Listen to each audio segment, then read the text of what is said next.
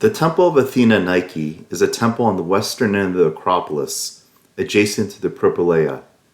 The temple has been destroyed and reconstructed a number of times over the centuries. During the Second Persian invasion of Greece under King Xerxes I, the temple was destroyed after Athens' capture in 480 BCE. After the ultimate Greek victory over the Persians in the same war, the temple was reconstructed and stood until it was demolished again by the Ottomans in 1686. It was subsequently rebuilt in 1834 following Greek independence. Although this temple appears to be referencing two goddesses in that of Athena and Nike, in fact it is more complicated than this. In truth, the two goddesses appear to have merged into a singular personality called Athena Nike, which was distinct from both the goddess Athena and the goddess Nike. Athena is the goddess of wisdom, warfare, and handicrafts, often depicted helmeted, carrying a shield and spear. Nike is the goddess of victory, whether it is art, music, war, or athletics. She is often winged, carrying a laurel wreath and Hermes' staff. The merging of the patron goddess of the city Athena with a goddess representing victory seems to be a natural progression. After all, what Athenian wouldn't want their main goddess to be associated with victory? In fact, this coin of Athena Parthenos actually depicts Athena holding Nike in her hand, demonstrating the very close relationship between the two goddesses and perhaps hinting at the merging of the two into a singular divinity in Athena Nike.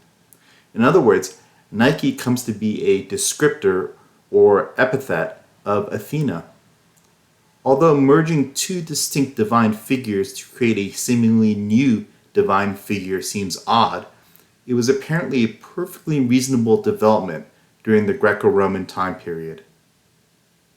In fact, when we consider just the Acropolis, we find numerous iterations of the goddess Athena.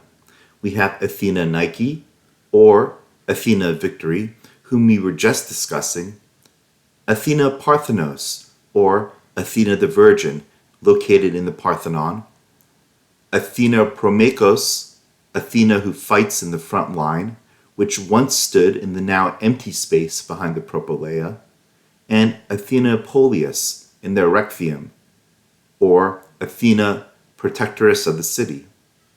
The epithet after the word Athena, or any Greek god for that matter, was of critical importance. Athena the Virgin, or Athena Parthenos, would not be a suitable goddess to direct your prayers to if you were an Athenian hoplite ready to depart for a military campaign. It would be far better to direct your prayers to Athena Promachos, or Athena who fights in the front line. Within a sanctuary would be a temple which would house a cultic statue of a god or goddess, almost always with an epithet. A good number of the epithets often focused on a particular function or trait of the god. This helped ensure that the prayer and sacrifice was suitably focused on the desired function of the god. For example, Athena was associated with wisdom, warfare, and handicrafts, representing a broad spectrum of involvement. The epithet often allowed for focus on a single requested function of the god. At the beginning of this talk, we mentioned the destruction of the sanctuary on top of the Acropolis by the Persian king Xerxes I. Prayer by the Athenians to Athena Polias, Athena, protectress of the city, as the approaching Persian army drew nearer, would represent a focused prayer to access the desired function of Athena as a protector. Not all cultic epithets focused on a function of a particular god. For example, Artemis Ephesia is in reference to Artemis worshipped at the Temple of Artemis in Ephesus. In some cases where a location is noted rather than a function, the god or goddess had already developed unique characteristics and associated functions that were generally known to the public, as is the case with Artemis Ephesia.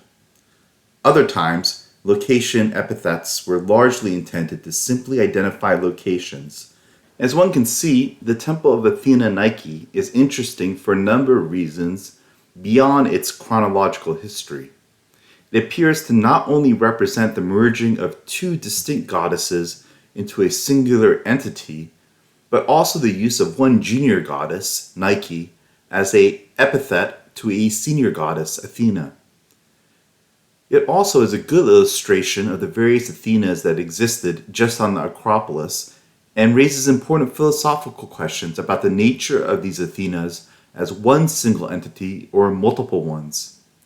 In fact, in the early days of Christianity, there was considerable debate as to whether the Father, the Son, and the Holy Spirit represented different, separate versions of God, were in fact just one God in the singular, or were completely separate divinities that served under one God.